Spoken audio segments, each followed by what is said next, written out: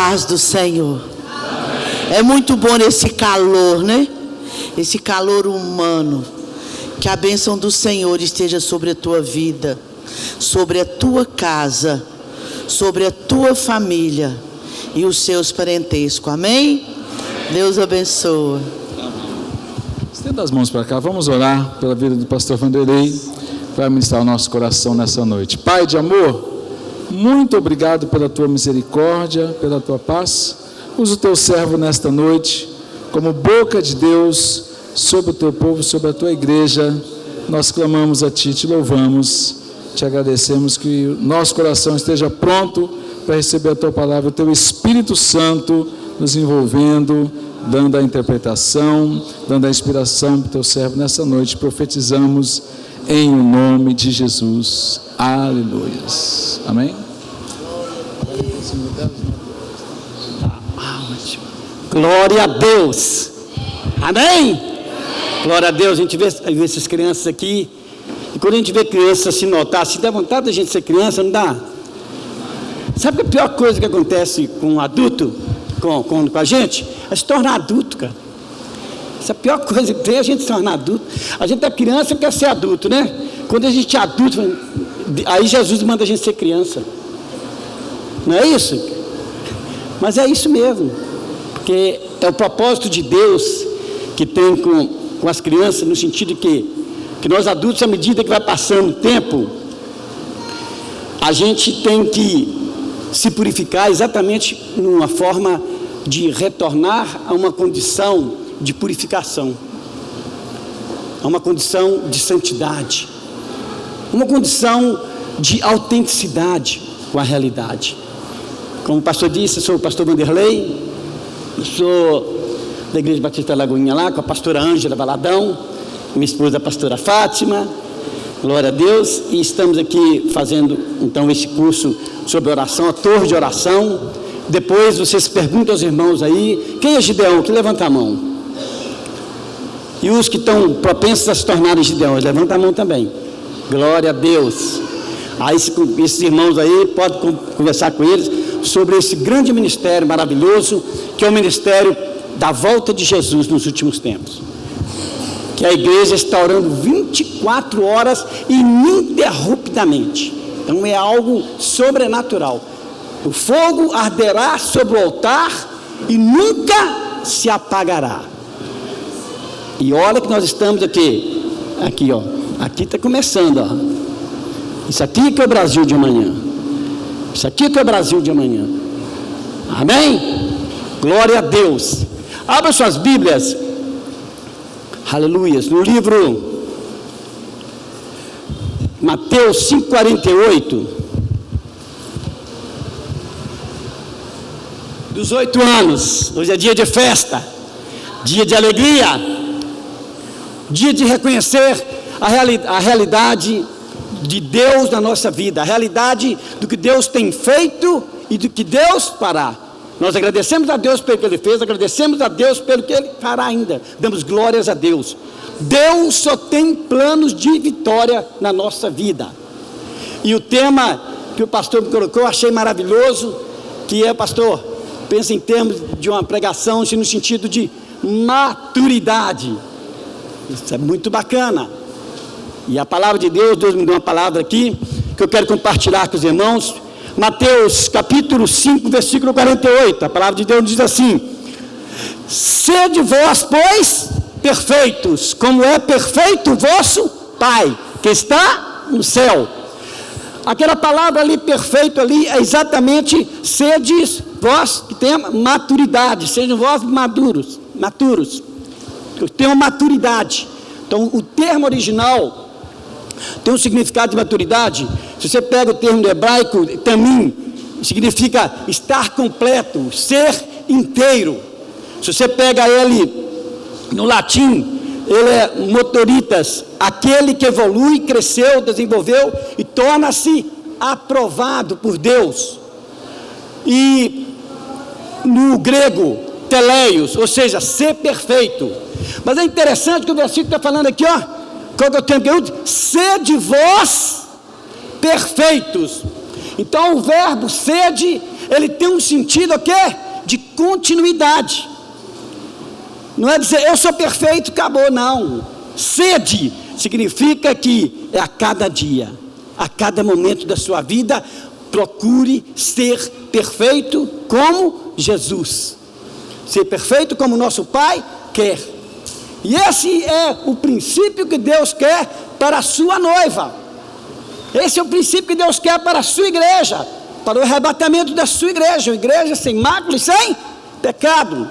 Mas é entendermos que isto requer o quê? Um processo que é o dia a dia. Por isso nós temos o sangue de Jesus, por isso nós temos o perdão. Muitas religiões, amados, não têm o aspecto de perdão, sabia? Perdão é algo quase que específico do cristianismo, perdão. Né? Muitas religiões espiritualistas nos falam sobre o quê? Sobre a questão do homem se aperfeiçoar, ele se tornar perfeito por si próprio. Aí dizem que você vai reencarnando e vai se tornar, até se tornar o quê? Perfeito. Ou seja, sendo uma obra do próprio homem. Ou seja, nega totalmente a realidade de Jesus. É isso que é a diferença. É bonito, faz a obra, mas não é a obra que vem a salvação. A salvação vem por Jesus Cristo. Não é por obras.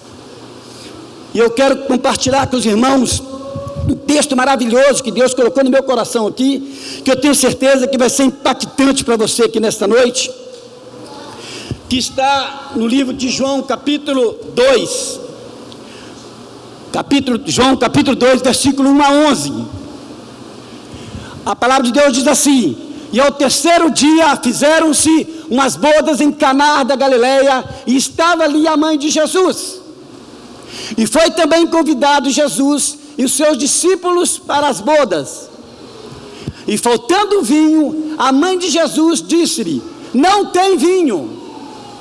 Disse-lhe Jesus: mulher, que tenho eu contigo? Ainda não chegou a minha hora.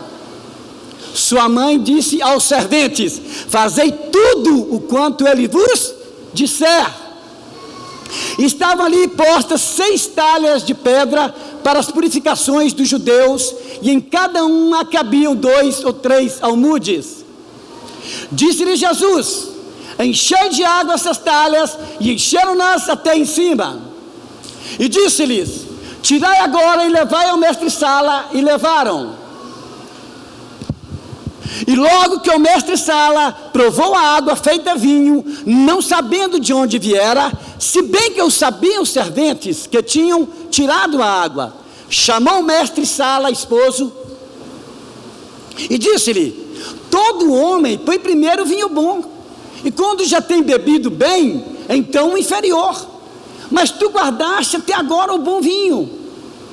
Jesus principiou assim os seus sinais em Caná da Galileia e manifestou a sua glória, e os seus discípulos creram nele. Amém? Por que eu estou trazendo essa palavra aqui, relacionando essa palavra com o aspecto da maturidade, com relação aos 18 anos que essa igreja preexiste, e a maturidade que se busca a cada momento. Não é que tenha alcançado a maturidade plena, mas é uma busca constante, ser perfeito. Então essa é a realidade que Deus quer para a igreja. E quem é a igreja? Cada um de vocês. Cada um de vocês. É a necessidade de cada um de nós procurarmos essa realidade. Por quê? Porque a maior e mais importante obra, amado, no ministério que Jesus quis ensinar, essa foi a primeira experiência de Jesus depois que ele foi batizado, depois que ele recebeu o Espírito Santo. Então ele iniciou num casamento, numa festa, no sentido o quê? De mostrar a realidade da noiva, que é a igreja, que seria para Deus. Então o casamento, ele tipifica exatamente a realidade da igreja encontrando com Cristo, o esposo. E dentro desse texto, Deus nos ensina de uma maneira maravilhosa a condição, característica que é importante para nós então conquistarmos a realidade dessa maturidade em nossa vida. para o nosso aperfeiçoamento. Então a gente percebe aqui que a característica principal desse texto aqui nos fala sobre a questão de transformar a água em vinho. Então a maturidade tem a ver com o quê? Com transformação. Esse é que é o grande papel para cada um de nós, é nos transformarmos. Então Jesus iniciou o processo dele aqui, iniciou a obra dele exatamente nesse sentido. Transformar é o quê? É o ato de dar uma nova forma em algo existente. Então estava ali o homem, nós estamos aqui, precisamos o quê? Sermos o quê? Transformados. E transformar requer mudanças. Mudanças, para haver mudanças, tem que haver o quê? Dor. Não tem como mudar sem sentir dor, não, sabia? Sem perda, não. Sabia disso? Para você mudar algo, você muda-se de posição. Ah, eu era nervoso, eu era isso, de repente você calma. Você tem que deixar de ser nervoso, mas é uma mudança. Mas eu gostava de ser nervoso, porque aí e tal, eu gostava de ser isso, eu gostava de ser aquilo. Mudança requer perdas. E muitas vezes nós não queremos ter perdas na nossa vida. Nós queremos nos mantermos dentro de uma condição que não é a que Deus quer de nós. Por isso nós não alcançamos maturidade. Por isso nós temos às vezes crentes que passam anos e anos e anos e viram e falam assim: eu nasci assim e sou assim. É tipo Gabriela. Quem já ouviu falar nisso aí, né? Eu nasci assim e vou morrer assim. Você pode ter nascido assim, mas Jesus veio exatamente para transformar, fazer um milagre da transformação na sua vida. É isso que Deus quer. Então você não entende isso. E esse texto então inicia de uma maneira maravilhosa, falando o quê? Que houve um casamento em Caná da Galileia. Um casamento dos judeus, eram 7 dias de festa. São 7 dias os casamentos de judeus. E aconteceu algo interessante nesse início do texto, que fala que Jesus chegou ali no 3º dia. Meu Deus! Jesus chegou no 3º dia. Você imaginou? Um grande amigo seu está casando, e você chega lá no 3º dia da festa. Qual que é a ideia que se tem disso? Não é uma ideia de atraso? Não, você chega na minha festa que 3 dias depois que já iniciou. Então a ideia que nós temos às vezes com relação às coisas de Deus, às vezes é que Deus está atrasado, é que Deus está demorando, Deus não está trabalhando dentro do meu tempo, da forma como eu quero. Eu quero dizer para você que Jesus já iniciou aqui para mostrar a realidade de que o tempo de Deus não é o tempo do homem. O tempo de Deus é o tempo perfeito. O tempo do homem, na Bíblia, no grego, é o cronos, é o tempo que do ser humano. E o tempo de Deus é o tempo kairos, ou seja, o tempo perfeito de Deus, para Ele fazer um milagre que precisa de transformação. Por isso que é necessário o quê? Perseverança. Perseverança. Por isso que a oração é um meio o quê? De nós estarmos ligados a Deus nesse sentido. Buscar de Deus. Buscar de Deus. Eu acho engraçado que às vezes tem uns costumes, uns comportamentos que são totalmente fora da realidade. Vou dar um exemplo aqui. A pessoa vira e fala assim: ah, eu não gosto de pedir nada a Deus, não, só gosto de agradecer. Deixa eu falar com você, irmão. Falar com você. Parece bonito quando a pessoa fala isso, porque dá a impressão de que ela não precisa de nada. Deus está falando: ele não precisa de nada, não, ele é perfeito. Que bom, é só agradecer, ele é perfeito. Irmão, Deus é tudo. Deus é onisciente, onipotente, onipresente. Você tira alguma coisa de Deus e fica faltando para Deus? Me fala. Você pode tirar alguma coisa de Deus e Deus fala: eu estou sentindo falta? Não, porque Ele é Deus. Então nós não devemos ter vergonha de pedir, não. Nós pedimos que quando a gente pede, você está demonstrando o quê? Humildade, você está demonstrando que, Deus, eu preciso, eu tenho necessidade. Essa aqui é a realidade quando se pede. Por isso que a oração tem que pedir mesmo, porque Ele é poderoso. Como que eu vou tirar alguma coisa de Deus e Ele vai sentir, hoje eu perdi tanto, Deus perdeu. Deus perde. Como se Deus, entendeu? Eu estou com dó de Deus, eu não vou ficar pedindo Deus, não. Não é assim não, meu amado. Deus é todo poderoso. Então, dentro do contexto natural, parece que chega atrasado, mas Deus não chega no tempo perfeito. Muitos momentos achamos insuportável, mas a palavra de Deus quer falar no seu coração que o tempo de Deus é o tempo que você precisa. É exatamente o tempo necessário. Então não adianta ansiedade, porque o que mais perturba as pessoas hoje? Eu sou psicólogo. Você sabe uma das coisas que mais recebe na clínica? Pessoas com problema da depressão, que a depressão é algo que tende a reter em relação ao passado, mas a ansiedade com relação ao futuro. A pessoa não acredita no amanhã, a pessoa pensa no amanhã de uma forma pessimista, em função do passado dela, de experiências negativas, ela pega aquilo e joga no futuro como tudo vai dar errado. Falaram que ela tinha algum problema, você é feia. Falaram lá na infância dela, você é feia, você é feia. Aí chega lá na adulta, volta lá no passado e busca aquilo e traz o presente, eu sou feia mesmo. Coisas desse sentido assim. Eu não sou um exemplo muito básico aqui nesse sentido. Porque as pessoas fazem o quê? As pessoas pegam o passado, trazem para o presente. Pegam o futuro, trazem para o presente. E o presente fica nulo. Ela não anda.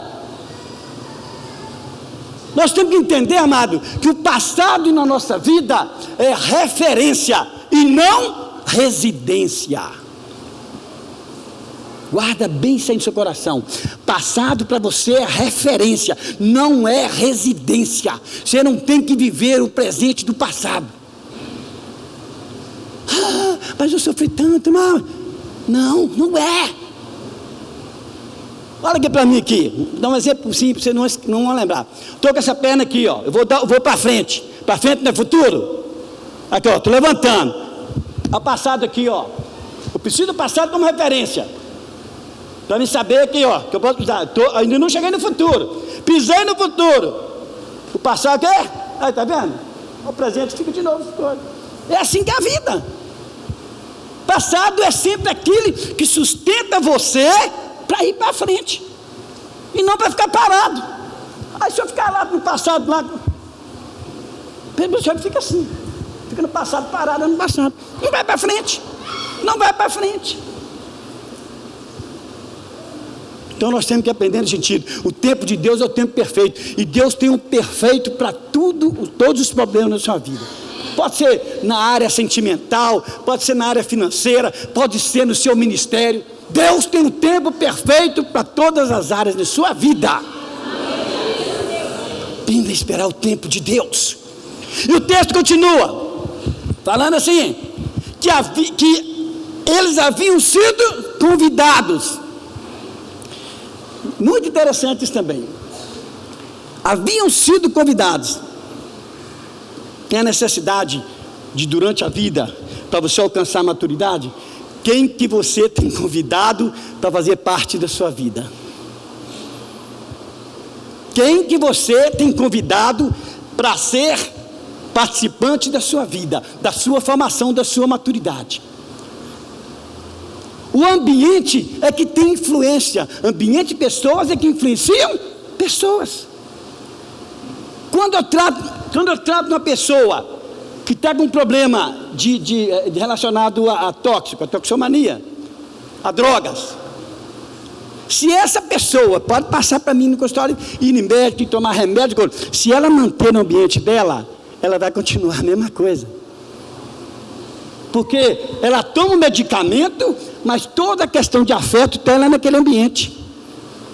Ela volta de novo para lá. Vocês sabem disso? Um dos grandes problemas na recuperação de pessoas Drogado é exatamente isso. Primeiro que você tem que sair do ambiente. E daquele relacionamento com aquelas pessoas, que são pessoas também tóxicas. Porque ali, ela encontra o quê? Ela encontra o afeto do outro encontra o afeto do outro, então tem que sair do ambiente. Então é necessário o quê? Saber quem você convida. E aqui fala uma coisa interessante, que aqui convidou os apóstolos, convidou todo mundo, mas convidou o quê? Jesus. Às vezes, amado, quando nós fazemos nossas festas, a gente fica preocupado de fazer uma lista de convidados, não é verdade? Quem casou aqui sabe como é que dá trabalho isso. Quem casou sabe como é que é difícil fazer uma festa, fazer uma lista. Te convida um e não convida outro, é uma confusão. Mas fulano, tem que convidar, porque senão eles vão falar. Tem que convidar, porque senão vai dar. Aí nós ficamos lá, fica lá. Eu quero dizer para você que o principal e o primeiro que você tem que convidar chama-se Jesus Cristo. Sem Jesus Cristo, o milagre da transformação não vai acontecer. Não vai acontecer. Se você não chamar Jesus Cristo para o seu ministério, se você não chamar Jesus Cristo para o seu casamento, se você não chamar Jesus Cristo para a sua vida profissional, se você não chamar Jesus Cristo, não tem como haver transformação. Não vai acontecer transformação. Estou com problema no casamento. Então onde que a pessoa corre? Eu vou na mamãe, ou eu vou no papai. E Jesus? Ou vou no amigo, ou alguns homens vão para o boteco, ou vão para algum lugar, eu vou para... Esse que é o grande erro. Esse que é o grande erro. Colocar Jesus Cristo como prioridade, isso é sinal de maturidade. Maturidade é colocar Jesus Cristo em primeiro lugar. Se nós queremos essa transformação para sermos pessoas com a maturidade, seres o quê? Perfeitos. O primeiro convidado tem que ser Jesus. Aí chegou um determinado tempo que a Bíblia diz o quê? Que Maria chegou aqui, não tem mais vinho. Oh, não tem mais vinho. O vinho na Bíblia, ele tipifica vida e alegria. A vida, nós temos exemplo na ceia, né? Representando o sangue de Cristo derramado por nós. Então tem o significado de vida, desde o Velho Testamento. Sem remissão de sangue sem sangue não há remissão de pecados. Está lá desde o Velho Testamento. Então, se Deus falou, tinha que se cumprir no Novo Testamento. Teria que haver remissão através do sangue, porque o sangue é vida, né? Você vê no exemplo daquela mulher hemorrágica, ela perdia sangue, ela perdia o quê? Vida. E fala que ela perdeu tudo que tinha, etc. Sangue. E às vezes uma das coisas que o diabo mais faz é exatamente colocar hemorragias na vida das pessoas. Que a pior hemorragia que tem é espiritual. A hemorragia do corpo, você estanca. A da alma, como que você estanca? Você não quer expor ela? A hemorragia da alma é que está causando os maiores transtornos na vida do ser humano. Dores, angústias. Aí nós vemos pessoas suicidando. Nós vemos até pastores suicidando. Belo Horizonte tem uma época que estava terrível o negócio de suicídio de pastores. Pastores com depressão. Estou falando de pastores aqui. Imagina então as ovelhas. É muito sério. São hemorragias que o diabo coloca e as pessoas não sabem a quem recorrer. Por quê? Porque não coloca Jesus Cristo como sua prioridade. Simplesmente isso. Não tem mais vinho, não tem mais alegria. A maturidade se fortalece através do quê? Quando se aprende, quando se muda, quando se desenvolve na dor. Agora eu tenho que falar isso. Para Jesus Cristo chegar para fazer o que fez, não teve que haver um problema? Hein? Se não houvesse problema, que Jesus ia fazer alguma coisa? Não. O que eu quero falar com vocês sobre isso aqui? Deixa eu falar com você uma coisa, ouve aqui, bem no ouvido. Problema é a maior riqueza que você tem na sua vida. Difícil ouvir isso, né? Problema é a maior riqueza que você tem na sua vida. Tem engenheiro aqui dentro? Tem engenheiro? Levanta a mão. Tem engenheiro? Tem. Não importa qual a profissão que vocês têm aqui. O médico, o engenheiro, o advogado. Tem? Arquiteto. Se não tivesse problema para fazer uma casa, você existiria? Se não houvesse problema físico, existiria médico? Se não houvesse problema de limpeza, haveria gari? Se não houvesse problema para ter um teto, haveria pedreiro? Tudo na vida, meu irmão, existe por causa dos problemas. Então, problema é a maior oportunidade que tem de quê? De riqueza. Por isso que Deus não tira os problemas, porque os problemas precisam, irmão. Os problemas são necessários para o próprio desenvolvimento da pessoa. Por isso que nós não queremos dor, mas nós precisamos. Você sabia que a pessoa só muda através da dor? Só muda. Quem aqui já tomou palmada de papai e de mamãe? Levanta a mão. Deixa eu ver quem não tomou aqui, porque você não sabia como é que você... Já tomou palmada de papai e da mamãe? Não revela não. Mas, irmão, foi a dor da palmada que fez com que a criança não repetisse o erro. Não é assim que funciona? Então, sem a correção, nós não corrigimos. Então, quer dizer, elas aprendem a ter um caráter, a ter a maturidade, através desses aprendizados. É no erro. Agora, a palmada, ela tem que ser seguida de quê? De um ensinamento. Simplesmente isso. Não é a palmada por agredir, mas a palmada para aprender. Por isso que a Bíblia fala o quê?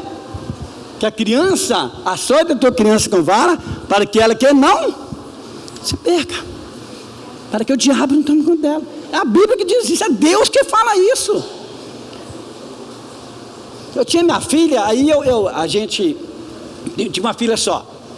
Tenho, né? Uma filha só. É porque ela foi embora, né? Aí ela foi embora, mas está na bênção.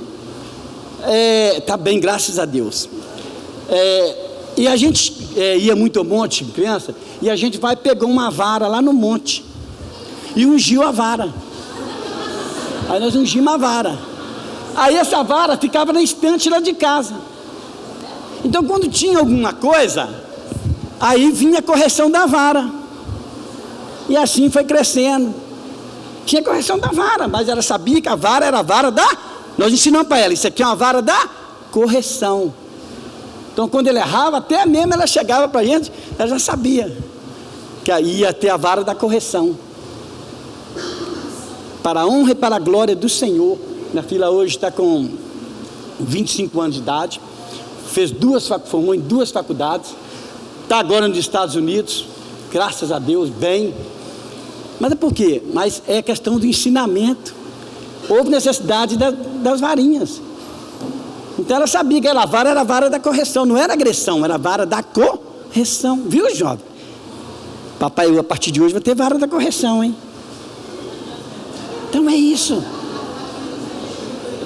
Não tem mais vinho. Então, amado, entender uma coisa, olha, quando você está com a primeira coisa, e uma coisa interessante, alguém chegou e falou, não tem mais vinho, tem que confessar. A pessoa tem que confessar a sua necessidade, tem que confessar a sua fraqueza. Alguém tem que chegar e falar, não tem mais vinho, como é que vai fazer? Vai acabar a festa. Comunicar numa festa, você faz uma festa, chega lá, você vai comunicar para as pessoas que não tem, hein? Alguém, não é estranho?